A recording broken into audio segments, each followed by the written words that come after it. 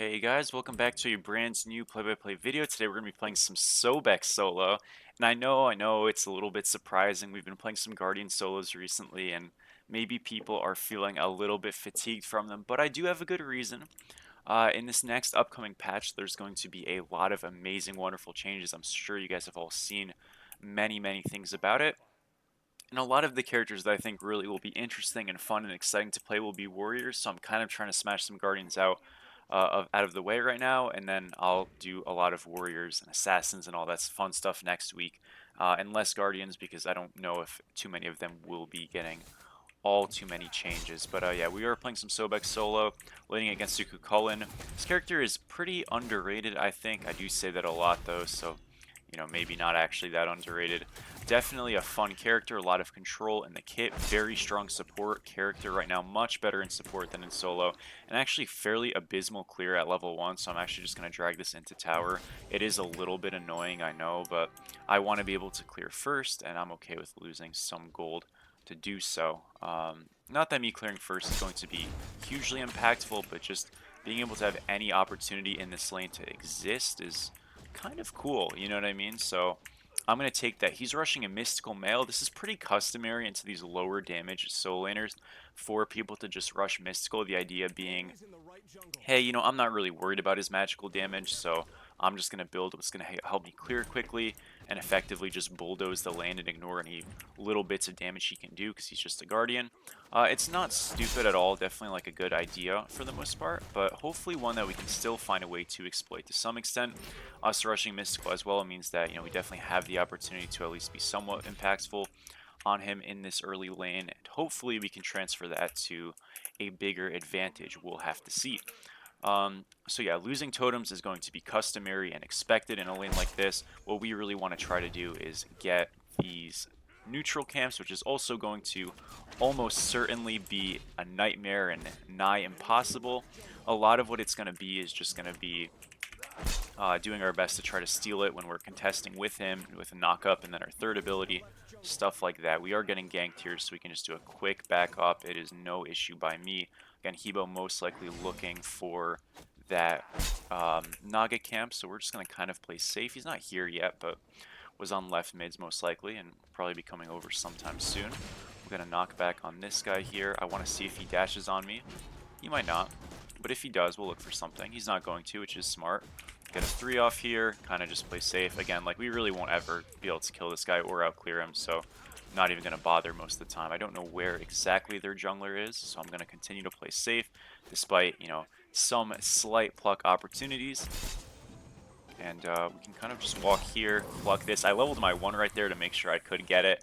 It was 1 health, so I didn't actually need to do that, but is funny. We are a little bit ahead now, and when we lose the silver, because I'm going to say when, not if, we will lose the silver, it doesn't actually matter that much, because we were able to get one of these neutrals, and the Naga camp that we actually cleared is actually worth more than the silver. I can make a very cheap poor man's imitation at defending this. Probably won't do too much, especially with this pluck leveled, but what we can do here is 3, 2, and actually we'll be able to secure it because, again, he is not paying the absolute most attention. You have opportunities on a character like this to gain good secures if you use your abilities, kind of smartly and stuff, and we've done a good job at that. So despite being against a very high pressure soul laner, we are actually ahead. Now, this lead is going to go away, almost certainly, unless something magical happens, which I'm not going to rule out, but I'm almost certain that it will go away. And this is typically why you don't see these some of these Guardian solos being played all too much. They just don't really have enough pressure and wave clear and buff clear and whatnot, and it's just at a sustained rate to compete. Going conduit helps. Going mystical mail definitely helps. Going a breastplate, which we will be going after, will help as well. But overall, it just won't be enough speed, generally speaking, to get ahead and consistently stay ahead, which is still okay though. I'm really happy right now because I have a little bit of a lead and I can kind of use this as a cushion to carry on through this middle game. And that's what I'm looking to do here. So we're going to get this camp. I actually have enough now for a Mystical Mail, which is pretty awesome. Not enough for a Chalice, but I look at this as me having a health pot, me having Mystical Mail here, him having tier 2 Mystical, and saying, hey, all of a sudden, remember we talked about he's not going magical defense because he doesn't feel threatened by my damage. All of a sudden, we can actually hurt him pretty severely here, you know, with this Mystical. We can pluck right there. I know it kind of looks a little funny, but does work. And yeah, I take a lot of damage, but I'm going to heal it back for the most part. And again, I'm feeling actually quite strong here to do stuff. Have to be careful for the Hebo and all that stuff, of course, still. But definitely an opportunity. He does end up getting that with just his residual damage from Mystical and whatnot, which is a little bit unfortunate. I can ult after him. He does have jump, of course, so he will be okay. I'm going to actually detonate this early. I did miss that, sadly. Might have been a kill. A little bit off the mark with the pluck. That's honestly pretty rare for me, so a bit awkward, but we went for a play. It didn't work. That's fine by me. I can just clear this camp out, reset here, go get a chalice, and yeah, they're calling right. Hebo's right, so I'm a-okay over here. This guy actually shouldn't have TP, so I actually am okay to stay. Again, remember, we are ahead in the build, so that's why I'm kind of able to have somewhat successful fights. When that changes, yeah, we will not have these somewhat successful fights, so stay tuned for that. Doing this is a little bit sketchy because, of course, he can walk over to it, but I also have these knockbacks, knockups, all that wonderful stuff, so I feel decent about it. I want to make sure I space from his one, and actually we're able to kind of maintain pressure because we get this little camp here. He's going to jump for that. I'm going to have to back up here. Get the auto 3. We secure that again, avoiding his one. I don't know exactly where Hebo is. We see this guy pressuring over. Our Scepter's kind of giving us some vision. And we'll kind of continue to play safe here. Really, really a big mistake here to play up. Notice how Hebo is on left mids. More likely than not, you will see ganks in those kinds of spaces. So we just dash out there. I don't know if he ulted or if he just was transforming. It's kind of hard to tell sometimes because when you're not looking, but he might have ulted there. Either way, we made sure to get out of range before we took some unfortunate, scary damage. And yeah, we're doing very good for ourselves, honestly. I'm pleasantly surprised. I thought this lane would be going much worse. Again, I think it is kind of a performance diff at the moment right now, rather than so much this matchup being sneakily strong or something, but I won't complain either way. We see 2 in mid right now, no eyes on the Hebo. I'd love to dash in, but I just don't think it's a very smart play, so I won't.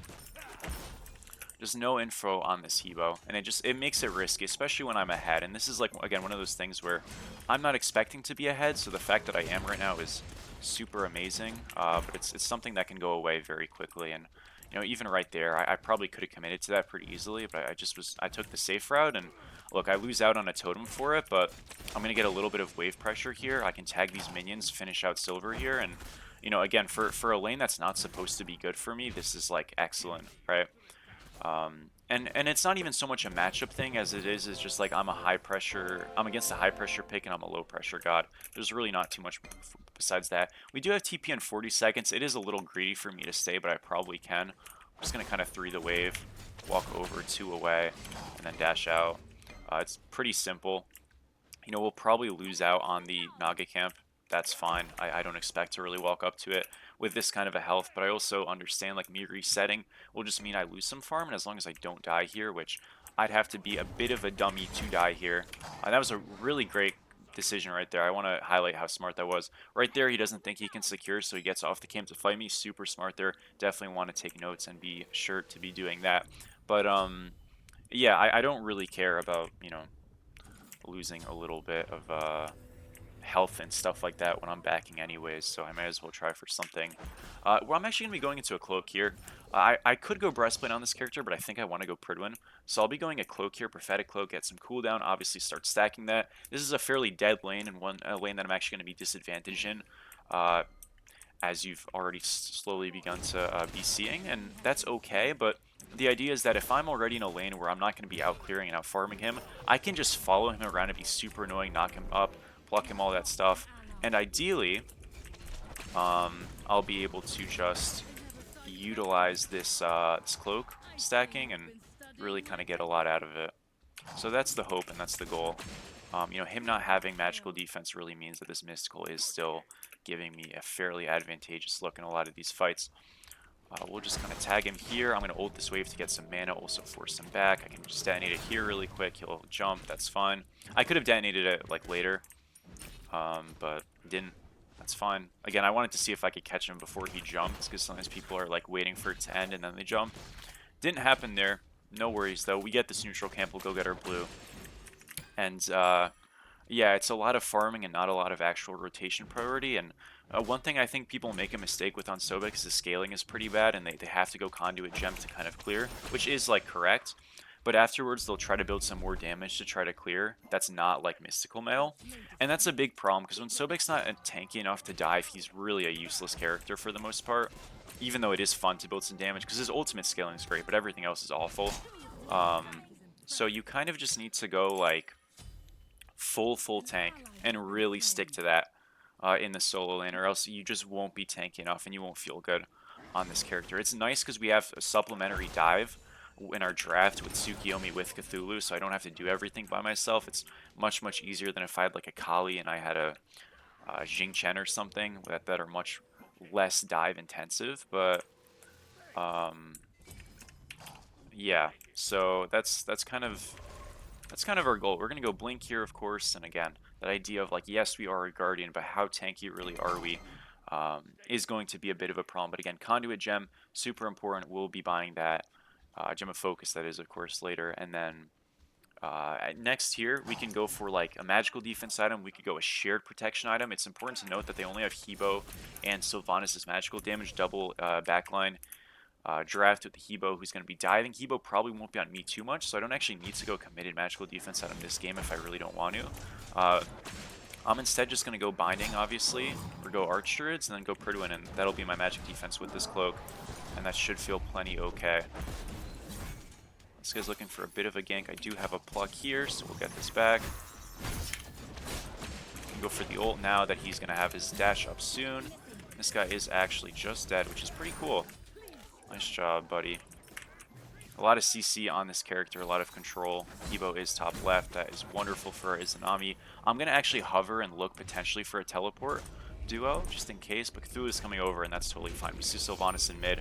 I was just wondering and worrying that maybe because we're left side, maybe Izanami's about to get war crimed over there, but didn't happen. I'm not actually sure if I'm allowed to say that I need to. Probably can. I mean, there's nothing wrong with it, but we'll go get this Bastion right here. They get a pick. Wonderful stuff. We're in an even game, which is always great. I'm actually trying to like smash out a bunch of videos in a day today, so I recorded that Cerberus video. This is July 4th. I'm recording this as well. I recorded that Cerberus video at like midnight or 1 a.m. maybe, and this video is still July 4th at like 2 p.m. I just posted the Cerberus video, but I'm trying to get some videos actually out of the way because I'm not going to be home Saturday, Sunday, and the majority of Friday. So I'm trying to actually, you know, get a couple ahead, which I do time to time if I'm just like trying to take a break. I've taken breaks from YouTube already. I've just like said, okay, I'm going to take a 4-day break. I haven't done 4 days. I said I'm going to take a 2-day break, and I just record 3 videos in a day. I generally record more than 3 videos in a day, by the way, but it's just like they're usually not like acceptable for me because I have like a standard, and I'm like, man, if this is a 10-minute surrender, I'm not posting it, obviously. You know what I mean? So stuff like that. I've been a little more lenient about it since people are like, okay, we're okay with seeing losses, but yeah, sometimes it's just luck of the draw. And I'm grateful that that serve video was a one and done. I had a lot of fun in that video, but I'm just grateful when I'm actually able to have like quality games that I can just post because, you know, I like recording them, but it also sucks when you're 25 minutes deep in a game and then it just like gets surrendered or something, and then you're like, man, I did all that commentary for nothing. You know what I mean? So bit of a shame when that happens, but it's still okay. Gonna walk towards this guy here. Get a little bit more damage on him. Silver Camp is coming up, so this is a good opportunity for us to do it. I know I missed 2 minions, but we have a nice lead, level and a half about right now. We secure this camp, we should do pretty good. So let's talk about what Cuckoo could have done differently in this lane, because obviously he's not doing too hot, and I'm kind of getting away with murder. Number one, he had to take better advantage of his wave clear potential. You know, one thing I'm able to do on this character is poke pretty clearly, but I'm not actually able to clear the wave effectively. I can hit him in the wave, which is a big advantage, but I can't actually, you know, clear waves super effectively in the early game. And he had to just kind of avoid getting hit by me and just focus on the waves. So immune my 3s with his jump, immune my 2s with his jump, stuff like that, as he just did right there, but do that more consistently in that early. And then just avoid getting hit. He had to secure some of those early neutrals promptly, and he really did a poor job at doing that. And it kind of just gave me a lot of opportunity just to stack up all this cooldown now, where now all of a sudden, like, I'm able to just ability spam him, and I'm ahead. So it's like a very easy kind of circumstance for me at this point in time. But the idea is that, you know, I should be behind going into this period. So yeah, maybe I can be annoying, but I'm not actually like super effective, big picture. Where now I'm going to be scaling, and I'm going to be coming into a late game ahead, and at worst even with the Cucullin if he manages to catch up some, which, you know, I think it is important, and I say, you know, a little bit too much, but it is important to kind of distinguish. Just because Cucullin's so strong in the early game, I think there's this big myth that these warriors are just poor late game characters. There's a very real and realistic chance that in this match, I have less impact on a character-to-character comparison with the Cucullin late game, but that doesn't mean that I won't necessarily do more, right? I've played this role a little bit, so I should be okay, but you know, there isn't, just because you're behind on Cucullin or something doesn't mean that you're going to be a non-factor. It's not like past days where Warrior was behind and the Guardian's just always better. That's definitely not the case in Smite anymore, and probably was never the case in Smite, but I think sometimes there's just this conception because Warriors were so good early, or so much better early at least. There is obviously that fight going on. Again, I could rotate, but I actually would rather just continue to farm right now. You see how deep that fight is going on over there, and again, it could be okay, but as long as I keep this Cucullin over here, and we'll just 2 here.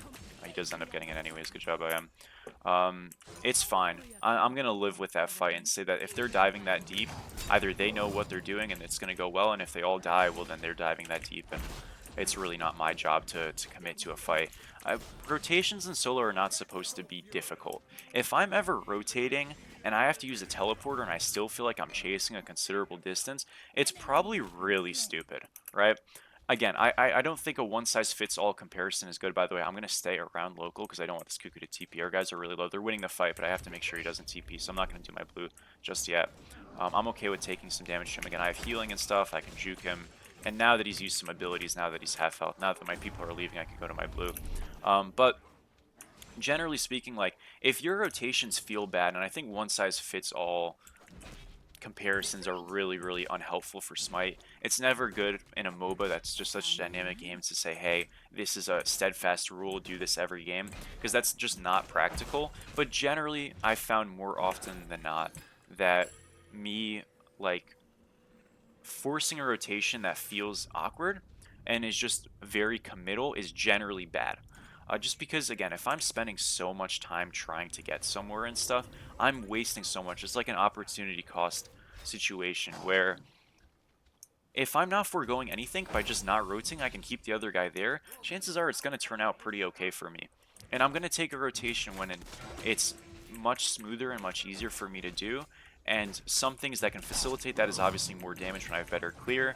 But in a game like this, Conduit Gem, right, I can just kind of farm 4 Conduit Gem in a lane like this, and in a game like this, get that starter item, be super fast, and be able to impact the map just by quick rotations, not really needing to stay in the lane anymore. They end up getting the beacon, but this has been a 4v4 game for the most part. It's really seen no action from either solo, but I'm out farming him, so I'm happy with that. And I'm also kind of thinking, hey, like, my impact, I can just back up here, that's no problem. We're calling it, I'm totally fine. I do wish that, like, my Cthulhu just ignored me, because I'm okay. We should definitely leave here. I can help a little bit, so I'll pluck this guy and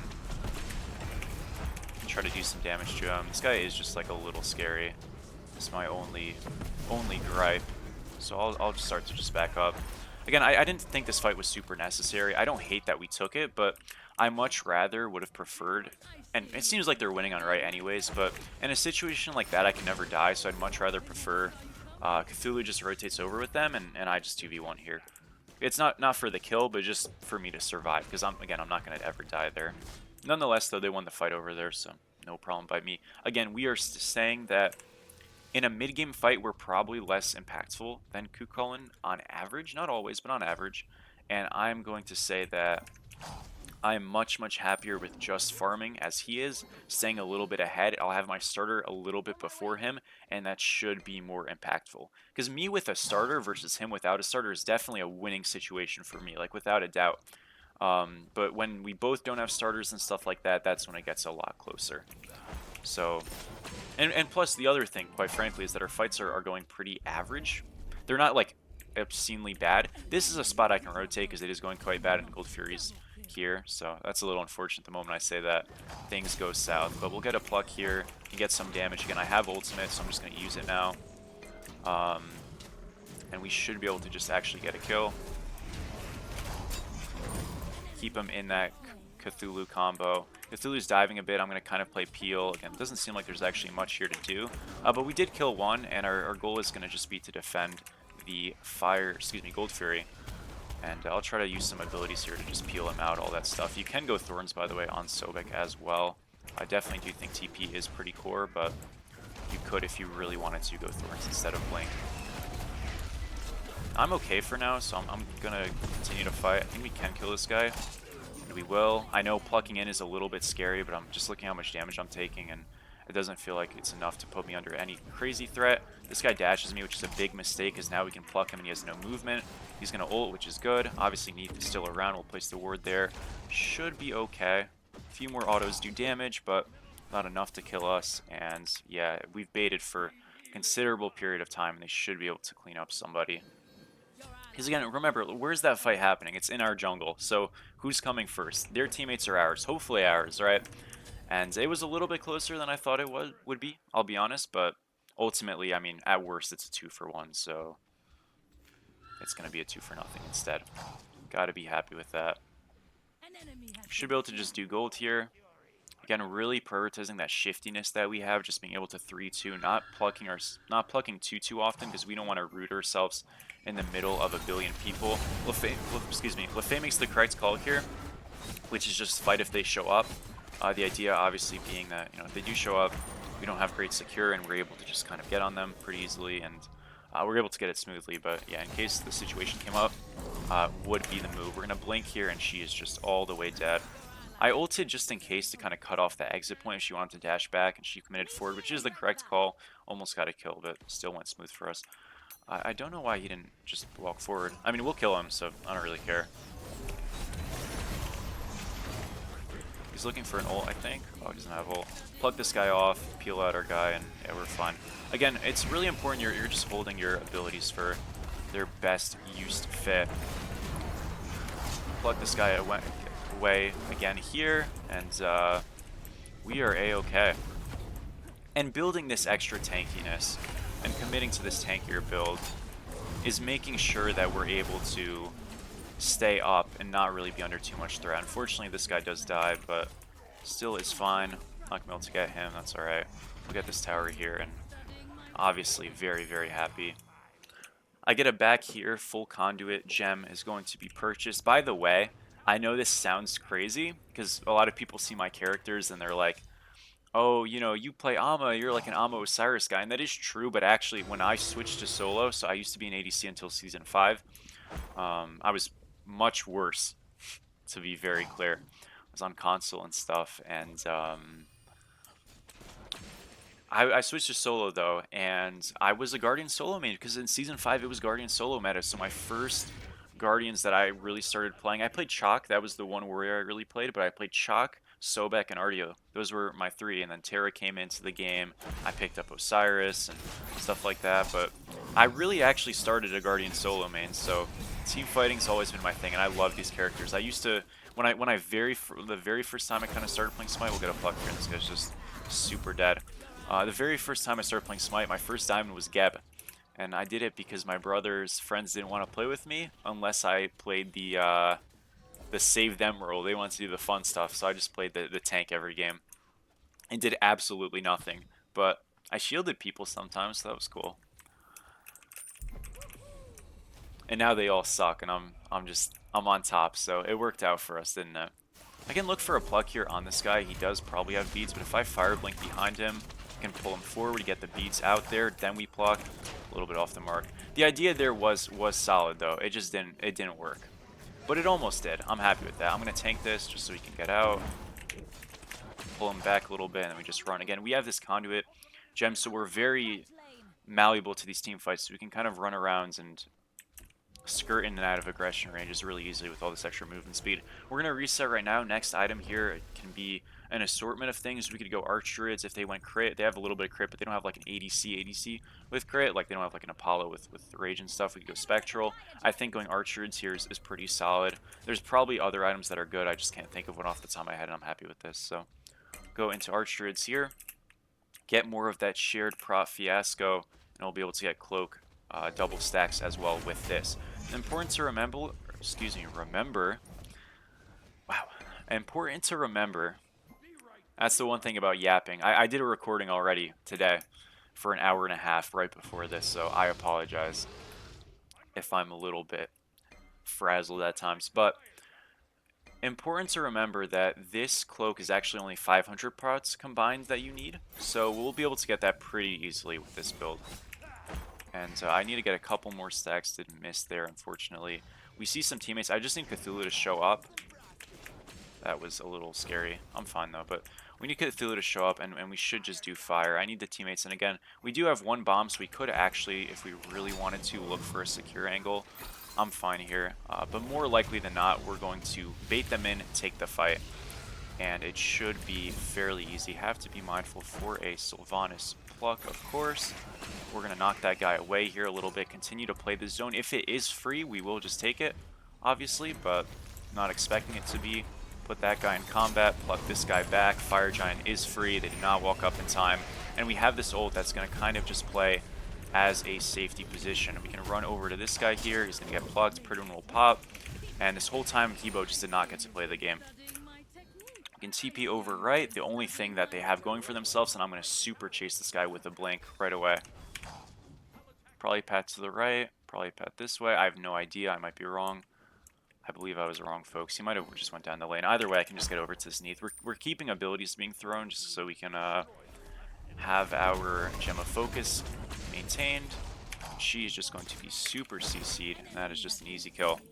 So yeah, our Medusa ended up getting her back, but it was worth a shot. I think we pathed it a smart way. She just didn't go that way. At the very least, if she was backing somewhere, she definitely didn't continue to. Well, we got left Phoenix there. We can get mid here. This is so much fun. I really love this character. I really love Sobek. It is just fun.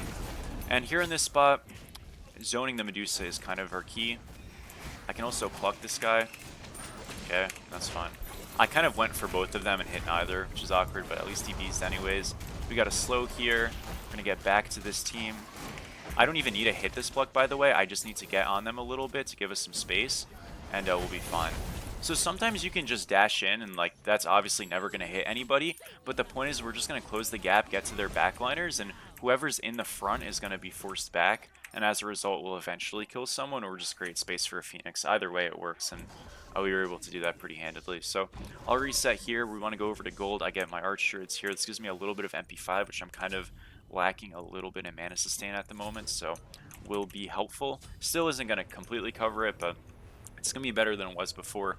And we've got this cloak now, and actually prot-wise, I don't think we're quite there at the threshold we need to be. We're going to go on this guy, see how much damage we can do. It is a lot. Arch Druids does bop. And, oh no, we're not at the threshold, because we need 5, wait, is it 600 or 500? It's 500 total prots. Oh, so we're at, wait, why can't I count right now? Oh, we're easily at 500, right? Yeah. Guys, I haven't taken a, I just finished my sophomore year of college.